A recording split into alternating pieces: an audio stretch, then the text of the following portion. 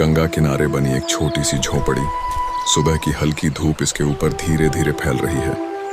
बगल में पीपल का पेड़, पक्षियों की चहचहाहट और माहौल एकदम शांत। झोपड़ी के सामने सफेद वस्त्रधारी एक साधु करुणा से भरा चेहरा लिए भीतर प्रवेश करते हैं। अरे ये कौन है जो मेरी झोपड़ी में बैठा है? बेटा, तू किसका पुत्र है और यहाँ इस नदी किनारे अकेला क्या कर रहा है? झोपड़ी के कोने में बैठा मासूम चेहरा, उसकी आंखों में भोलापन झलकता है। गुरुजी, मेरे माता पिता नहीं हैं। मैं तो गंगा किनारे ही रहता हूँ। यही मेरी दुनिया है, यही मेरा घर। गुरु आनंददास के चेहरे पर दया और स्नेह की झलक दिखाई देती है। ओह बेटा, तू तो बड़े धैर्य वाला है। चल मेरे साथ आश्रम चल, वहाँ तुझे सच्चा स्नेह और सुख मिलेगा। बच्चा मुस्कुराते हुए अपनी अनोखी पहचान बताता है। मेरा नाम अढ़ैया है गुरुजी, क्योंकि मैं अकेले 2.5 किलो की बाटी खा जाता हूँ, इसलिए सब मुझे अढ़ैया पुकारते हैं।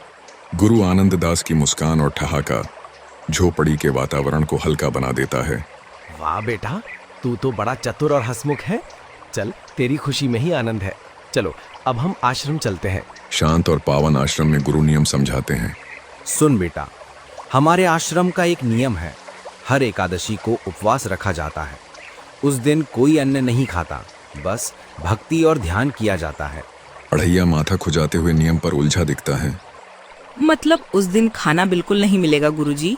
और ये एकादशी हर महीने कितनी बार आती है? गुरु आनंददास समझाते हुए शांत स्वर में उत्तर देते हैं। 2 बार बेटा, एक पूर्णिमा के बाद और दूसरी अमावस्या के बाद। बस 2 बार, बाकी सभी दिन आनंद से भोजन मिलता है। नमो नारायण गुरुजी, मैं तो चला। उपवास तो मुझे मंजूर नहीं। मैं तो वही रहूंगा जहाँ रोज रोटी मिले। अढ़ैया उदास हो जाता है और जाने को उद्यत है। बेटा, यदि उपवास कठिन लगे तो फल या दूध ले लेना। भगवान भाव देखते हैं, भूख नहीं। गुरु आनंददास उसके मन को समझते हुए कोमलता से बात करते हैं। गुरुजी, उपवास हो या ना हो, मुझे 2.5 किलो की बाटी तो चाहिए। या तो नियम बदल दो या मुझे जाने दो। अढ़ैया अपनी जिद पर अड्डा रहता है। ठीक है बेटा, तू जितना चाहे खा लेना, लेकिन एक वचन देना, आश्रम में चूल्हा नहीं जलाना, ठीक? गुरु संयम और प्रेम से बच्चे को समझाते हैं। एक दिन वह खास दिन आया जिसे हम एकादशी के नाम से जानते हैं। अढ़ैया ने गुरु आनंददास से पूछा, तो कल एकादशी है ना?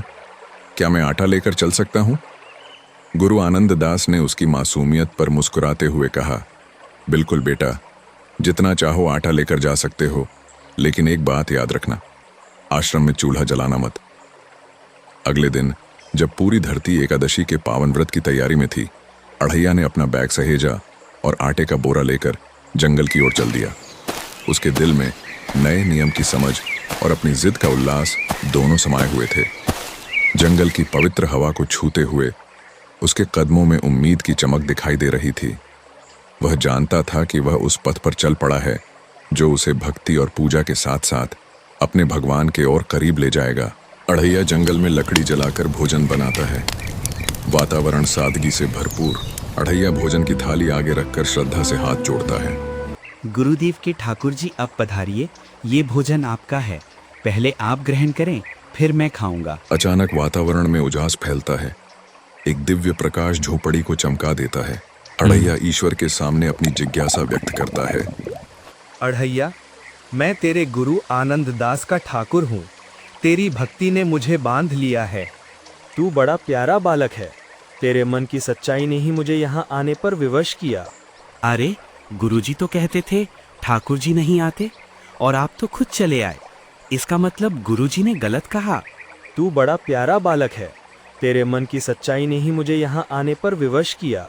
अढ़ैया सरलता से भगवान और जानकी माता के संबंध के बारे में पूछता है। भगवान जी, आप शादीशुदा हैं क्या? और ये सुंदरी देवी कौन है आपके साथ? ये मेरी अर्धांगिनी जानकी हैं, मेरे प्राणों की शुद्ध मूर्ति। सब हंस पड़ते हैं। वातावरण आनंद और बांसुरी ध्वनि से भर जाता है।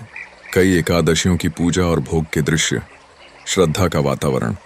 वो पल अद्भुत था जहाँ भगवान, जानकी और अढ़ैया सब संग हंस रहे थे। गुरु आनंददास, कल एकादशी है। मैं आज 5 किलो आटा ले जाऊंगा। आधा ठाकुर जी खाएंगे, आधा मैं। गुरु आनंददास भावुक होकर अड़ैया की भक्ति की प्रशंसा करते हैं। तू धन्य है बेटा, जो इतनी श्रद्धा से भगवान की सेवा करता है। तेरे समान भक्त दुर्लभ हैं। एक अद्भुत दिवस, भगवान श्री राम, लक्ष्मण और हनुमान आकाश से उतरते हैं। पुष्प वृष्टि होने लगती है। और एक दिन सचमुच स्वयं भगवान श्री राम, लक्ष्मण और हनुमान आकाश से उतर आए। पुष्प वृष्टि होने लगी, आश्रम गूंज उठा। हे अखिल ब्रह्मांड के स्वामी, आज आपके चरणों में झुकने का सौभाग्य मिला है। मुझे अपनाइए प्रभु। अढ़ैया, तू सच्चा भक्त है। तेरी सरलता और निश्चल प्रेम ने हमें तेरे पास ला दिया। बेटा, तेरे जैसे भक्त के कारण ही मैंने अपने ठाकुर का साक्षात दर्शन पाया। तू अमूल्य है। गुरुजी, असली महान तो मेरे ठाकुर हैं। अगर वो मेरे पास आए, यही मेरे जीवन का सबसे बड़ा वरदान है। इस प्रकार अढ़ैया की सच्ची भक्ति ने भगवान को बांध लिया। सच्चे मन से की गई श्रद्धा ही सबसे बड़ा चमत्कार है।